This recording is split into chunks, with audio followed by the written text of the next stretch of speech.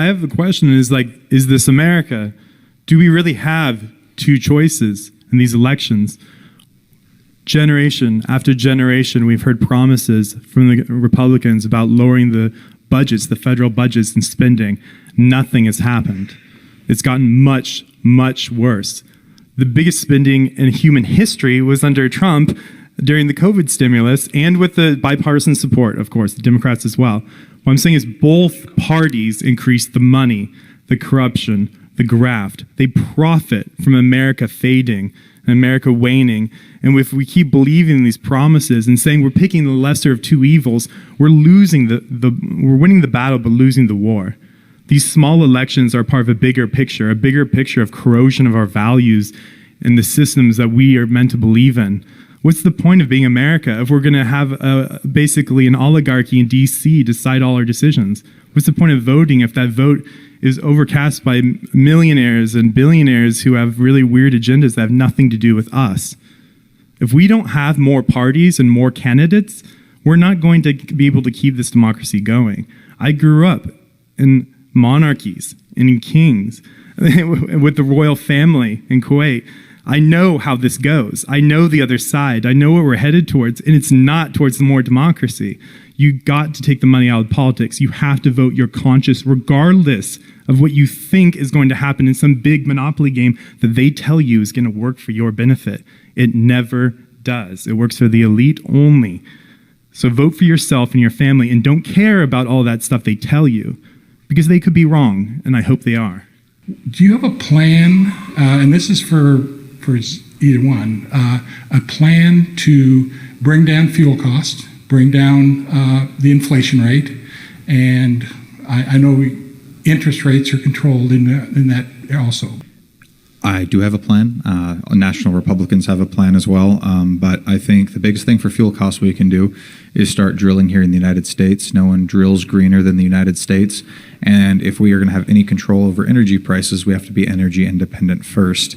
You can't control the price of oil that comes from Saudi Arabia or Canada or Russia, which we still actually import a lot of fuel from, even though we're taking the opposite side in a war against them, which is funny. And then when it comes to interest rates and inflation and the supply chain crisis, interest rates are hiked because the inflation rate is high. So to stop inflation and to lower interest rates, we need to stop spending so much money as a government. We are $30 trillion in debt. That's something my generation in particular is going to have to deal with. It's going to come to a head probably sooner rather than later. And then when it comes to the supply chain crisis, we need to employ more truck drivers. We need to employ more people at the ports. We need to expand the port of Coos Bay. It's the best deep water port between Seattle and San Francisco. It could do a lot for the 4th Congressional District and Coos County if we expand that port, create a lot of jobs, and help ease the supply chain crisis. I hope that answered all of them. Levi. So I also support energy independence because producing oil locally, that is within America, and distributing it locally makes a huge difference in the price. The problem with a lot of these federal suggestions, like Alec had there with ports, is that the reason you have those ports is to increase the price of oil by selling it to Asia and Europe and North Africa and the Middle East even though they produce it.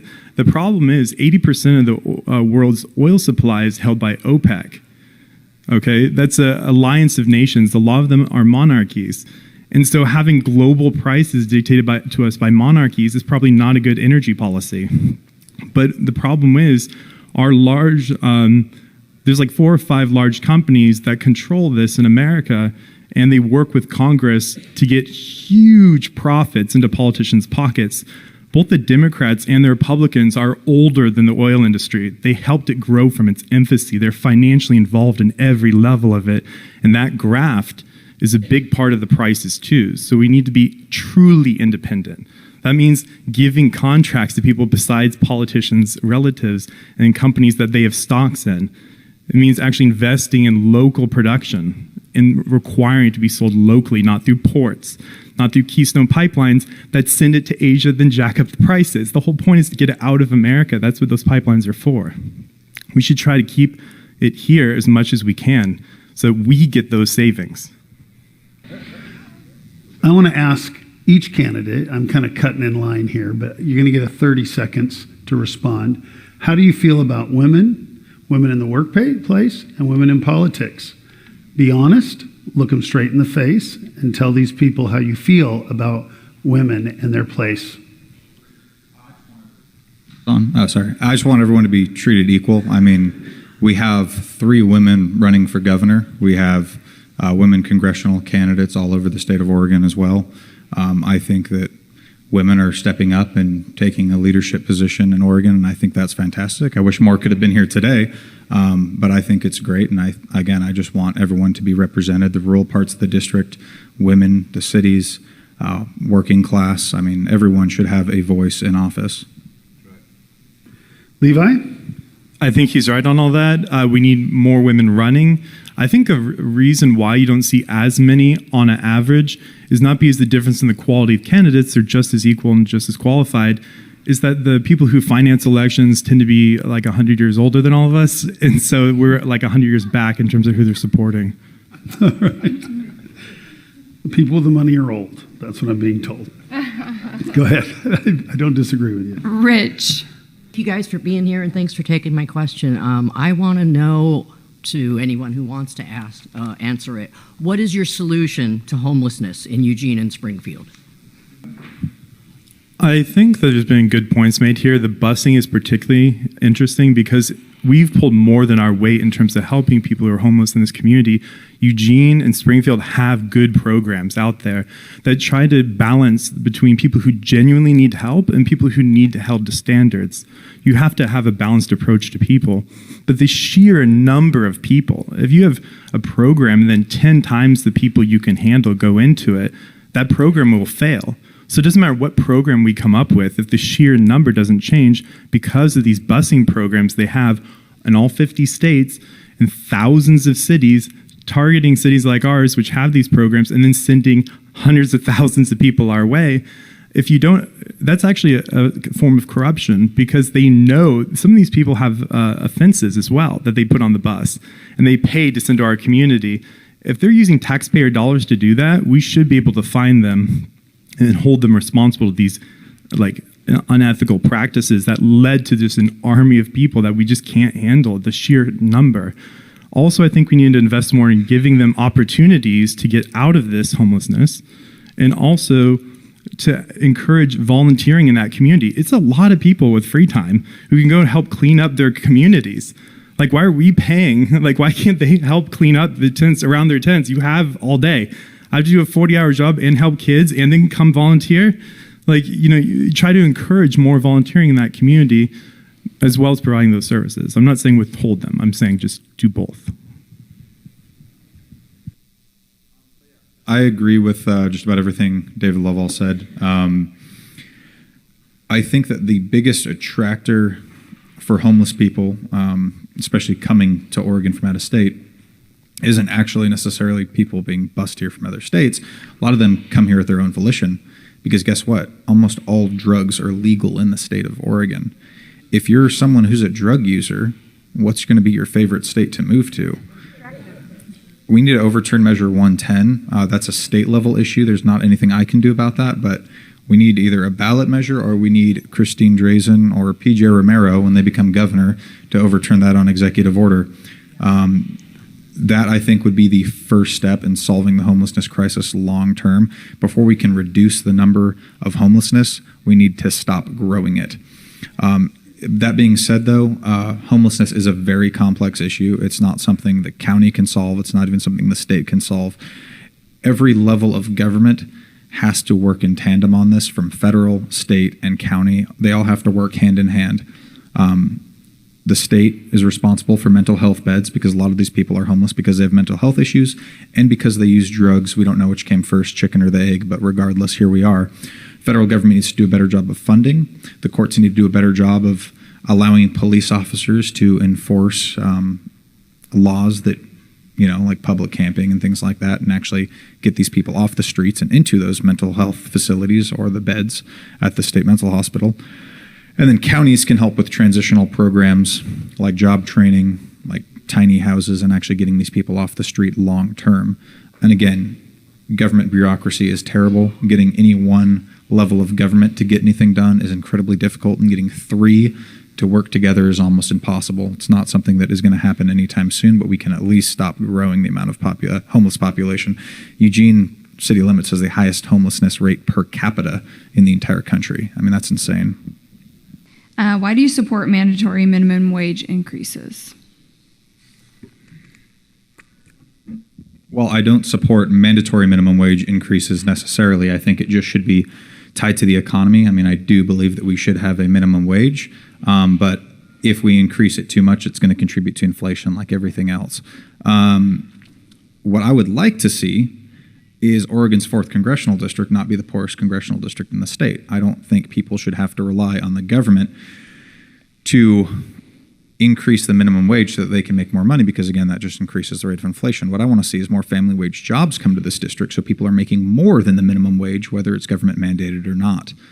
We need people that are we need wages to keep up with the cost of living, which right now is outpaced by far. People are not making enough money. Young people making $20 an hour are making less money in real life than people making $12 an hour 30 years ago. I mean, it's absolutely insane. It's not sustainable. And the biggest thing we can do is stop the government from spending trillions and trillions of dollars on bills that are filled with pork that actually don't get anything done for we the people. Yeah, so I'll add to that. You need to keep them tied to the market, right? So that you're not taking small businesses and just raising the cost of all their employees. But you still at the same time need to do this balancing act where you increase minimum wages in off years when there's not inflation. Like, we don't just spend a bunch for the government, jack up the inflation, and then slightly increase wages, and now that you're earning the same or less. So your pocket is hurting, your life is not changing positively. We need to do it in off years so that the value of the dollar in your pocket goes up, so people spend more and the economy goes up, as opposed to always being behind. Thank you. Where, in your opinion, is the line drawn between peaceful protest and dangerous riots? Right, Levi? I think that a lot of these protests, yes, the dividing line between peaceful and violent protests is violence. Like, not words are violence, but like violence. But I think that the larger trend here is that the country is becoming more divided because people aren't feeling heard, that the things in their life are not getting better. In a lot of ways, they're getting worse in terms of like housing prices, food prices, oil prices. All these prices are going up because there's this extreme level of graft in Congress. They have a 20% approval rating for decades. We all know what's going on. Like, it's not like an amazing thing that we know that they're corrupt.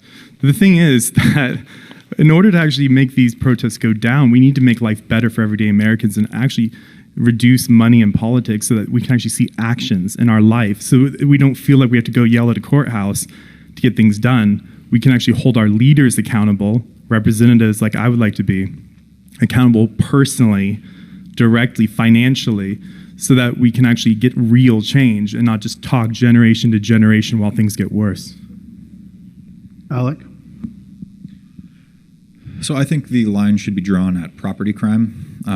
A peaceful protest is not peaceful if you're breaking windows. I mean, it still might not be causing physical violence or harm to any one person, but it's still harming that business owner. It's harming the insurance company. It's still harming the community as a whole that then has to have, their Starbucks be boarded up with plywood for the next, 3 months because they're afraid of riots. A peaceful protest is just that, peaceful. And again, I don't believe that law enforcement should be stopping protests that truly are peaceful, but I think property crime is where the line should be drawn. I had a friend that overdosed on fentanyl, was brought back by a police officer in Eugene. And the next day, and he walked away with a pocket full of fentanyl and heroin, enough to kill 4 or 5 people. He overdosed next day and died. I guess my question is, how do you feel about that being allowed, people to walk around with that much drugs in their pocket and it being legal? Basically, the problem I find with these drug policies is Oregon has a very liberal policy on this. It's basically just go and try whatever drugs you want, which is pretty interesting as an experiment. I don't think we've seen because these laws passed, I don't think we've seen a huge increase in positive things from that. but criminalizing it again and cracking down on it, I think evades the real issue, which is that big pharma and these pharmaceutical companies got a generation hooked on meth for profit, and then they finance our media and our politicians. And then we have this giant plethora of drugs just running everywhere, and it's normal to prescribe children opiates for very minor things.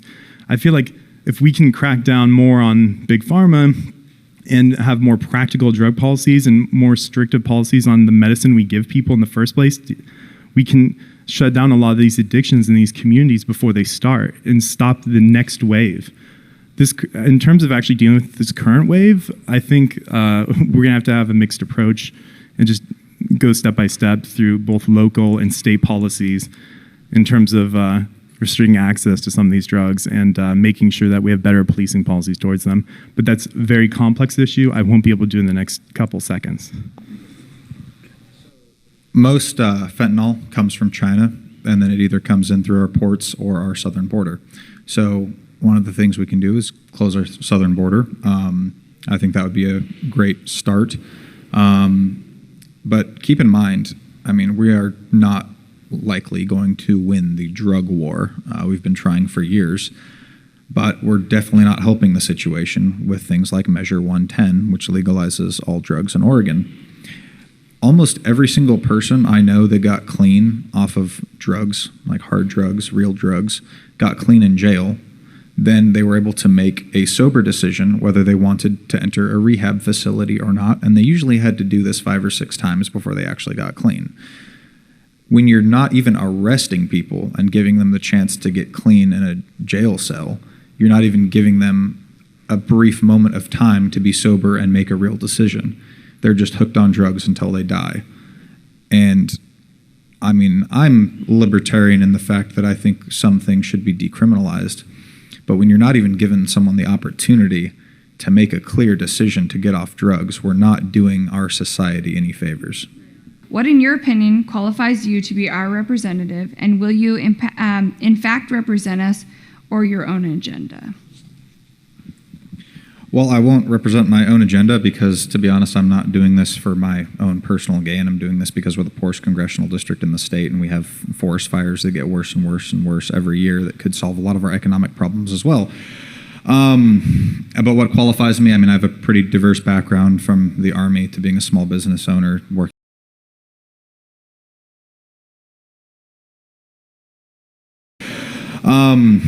But what qualifies me, I mean, I have a pretty diverse background from the Army to being a small business owner, working for a nonprofit. I've learned a lot over the last 3 years getting in politics. Unfortunately, politicians and career politicians in particular, like the one I'm running against, have not made things better for us. Again, we've had the same leadership for about 40 years in the state, and things have only gotten worse. I think it's time we try something different, and that goes for all the candidates up here. I grew up in some of the most corrupt countries in the world. My parents were teachers. I grew up in the Middle East. I grew up in all parts of Africa and Asia. I know politicians promise things. It means nothing. You have to check their pockets. He has the most money in this race, millions of dollars spent.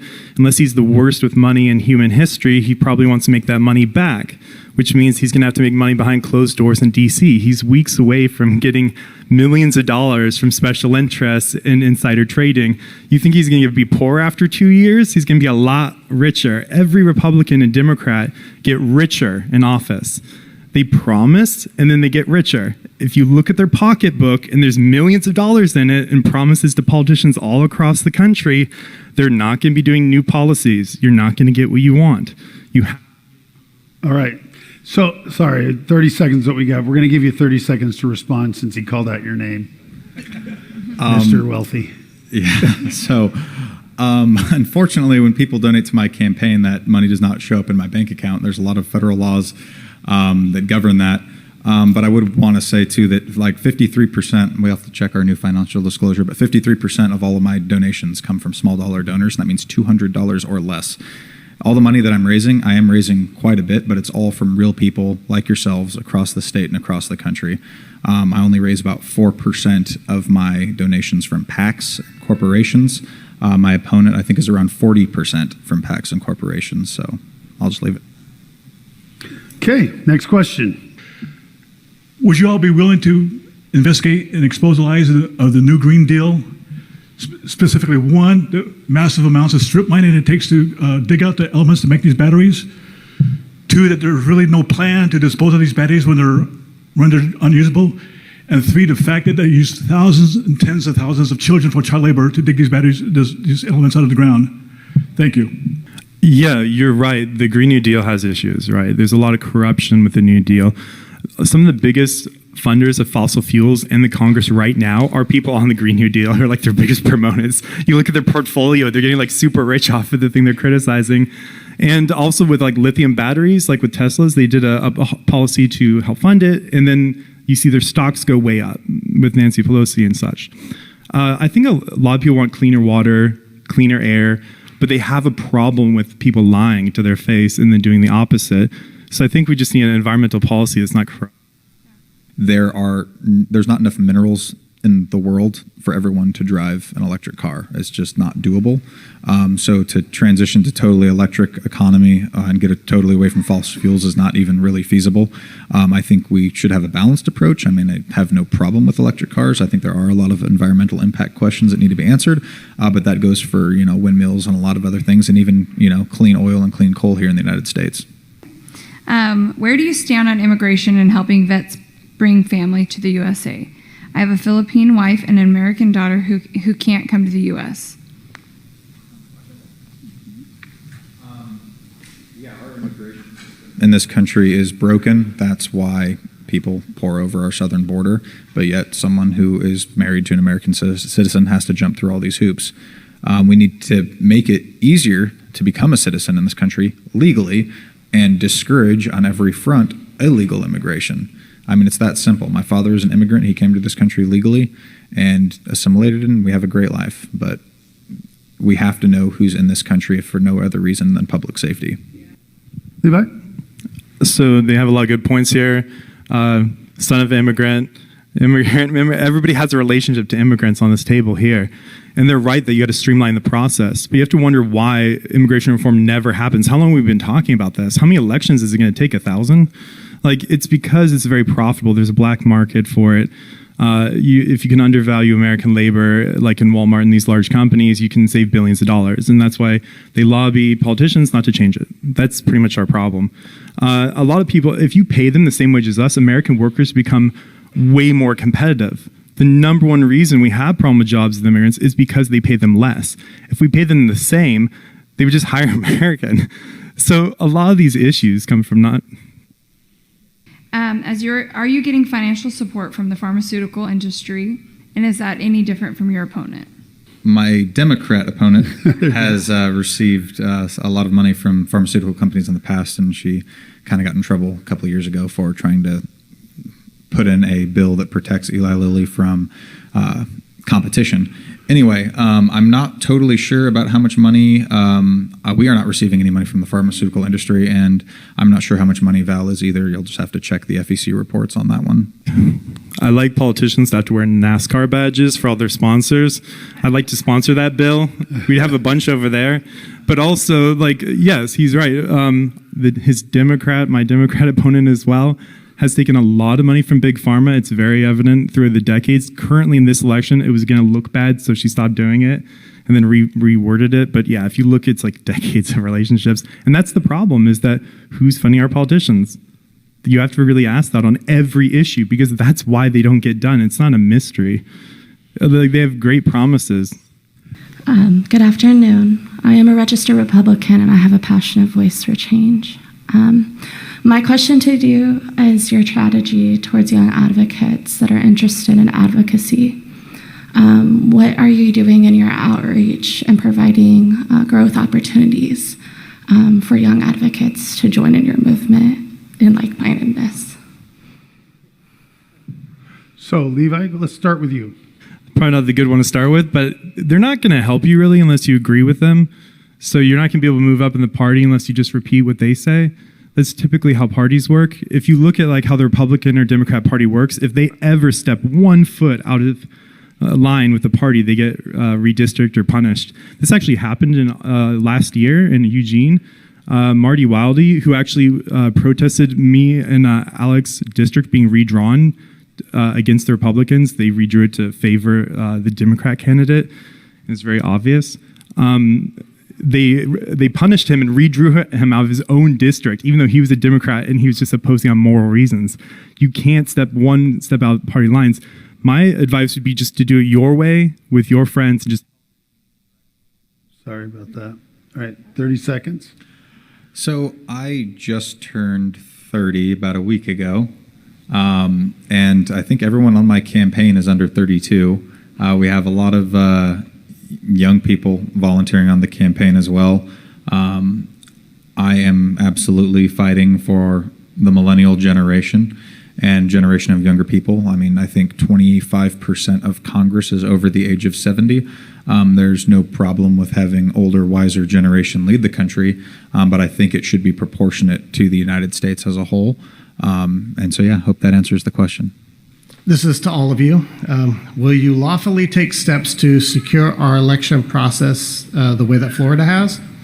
And if so, what would be done? And if not, why not? The biggest problem for at least us running for federal office is that the Constitution clearly delegates elections to the states. But that being said, in Oregon, there's actually a Judicial Watch lawsuit out against Lane County in particular right now, because Lane County does not take anyone off the voter rolls. The biggest problem in Oregon is that we do not clean our voter rolls regularly or at all in a lot of counties. So again, it's more of a question for the state level candidates, but I think that's what should be done. Levi? A lot of this is targeted towards the problems in the general election, but a lot of the actual issues are in the primaries. Because think about it, you have one Republican and one Democrat. You know how many good Republicans there are, good people who get sidelined by these political processes? Like this young lady over here who could be running and changing the community, but never will because, well, not you, I'm saying, but like as a policy, because of the money and the way the machine works, the way primaries work. The only people who get through are the ones who take the biggest money. So you get big money red, big money blue, and then that's your choices. And then you have write-in candidates, independent candidates, but traditionally speaking, it favors just the biggest money.